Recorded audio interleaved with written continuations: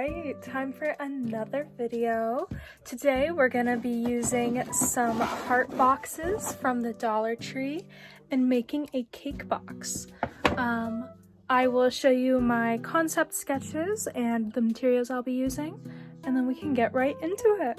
Alright, so my plan is these are the two boxes. I want to glue them together just like that. And I'm going to be using spackle, decorating bags, paint, and gloss to create a cake. So let's start working on that. Alright, so first thing first, I did not end up using the gloss, so ignore what I said there. I am a liar. And I start using some air dry clay to make a little cherry. And then I use some wire to make the stem before taking the hot glue and gluing the two boxes together. Once I do that, I take some spackle and then I put it into a cup so that way I can mix it into a pink color. Just using some acrylic paint to do that. And then I start taking a butter knife and kind of just spreading it over because I didn't want to use one of my nice spatulas, so I just took an old butter knife and did it. I don't really worry about these edges much because I end up using an X-Acto knife to reopen the box. So I'm not too careful with this, but it is up to your discretion to do so. Yeah, but I really like the cakey look that ended up happening with this, because the spackle really made it look like actual like buttercream frosting compared to just a painted box like some of my other cake projects. And this corner was the most difficult part, and just getting the spackle to continue moving along the edges of the cake. And here you see me doing the X-Acto knife to just get a line in there.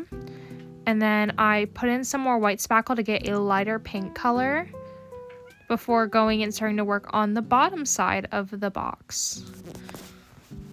And when doing this, I had to be careful to not get the light pink on the top of it.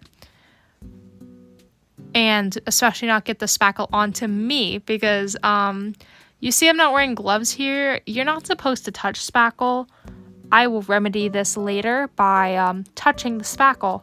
But do as I say, not as I do. Wear gloves if you're going to do this project. Don't get spackle on your skin. It is not good for you whatsoever.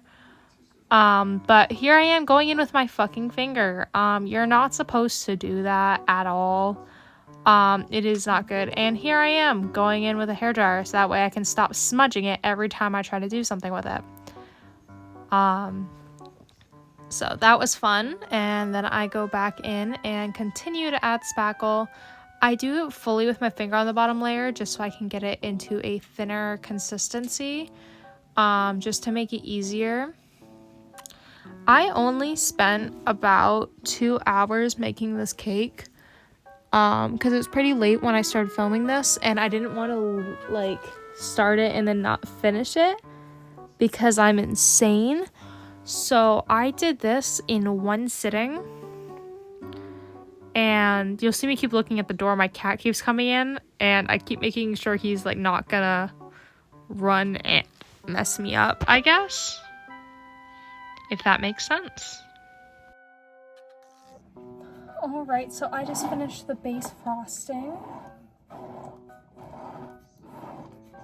I do have to wait for this to dry, but while I wait for that, I'm going to start doing the icing dollops. For the icing dollops, I used a piping bag and a star-shaped icing tip, and I just start like packing that into the bag. And I struggle a lot with this because the bag with the spackle texture was giving me so many issues. Like, I am not on camera a lot for this, but I eventually get it, and I start doing the piping around. And I am not a cake decorator, so this was just me winging it. And then I took some sprinkles and like nail art charms, not that I put it in frame, and I started decorating that bottom layer. Before I grab the bag and then put some more spackle in it, and then do with like a straight like little piece, do kind of like swoopies. I don't know how to describe them, around the edges. You can see it there. They're not even whatsoever because I was going quick because I had to go help with dinner, and I couldn't just pause with this, so I just had to like rush, unfortunately. And then I was going around the edges of the heart to do the dollops on the top before making a big one for the cherry, and then adding all of the little guys. It's just a mix of like beads and like nail art charms for this, and I did like all pink because I'm just a girl. And then I add some like glitter, and that's why you see my head coming into frame, because I'm like blowing glitter off of it. But there is that.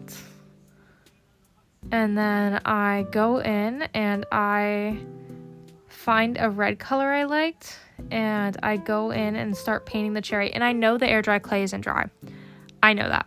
But, you know, it's fine. It's fine. So I finished the cake. It's still drying. I can't touch it. But I really like how it turned out. I used a bunch of beads, nail art, glitter, paints, all that. As you can see, like the paint's still wet, this is all still wet, but I really like how it turned out. When it dries, I'm going to cut these with an X-Acto knife. You'll see this featured in my redoing my bed video, because I plan to put it on a shelf next to my bed. But yeah, 10 out of 10. I really loved how it turned out. It's very fun and funky. Here, let me do a spin. Whoa, it wasn't an actual set. That's crazy. That's crazy. Okay, let me get this out of the way. Here is a little spin.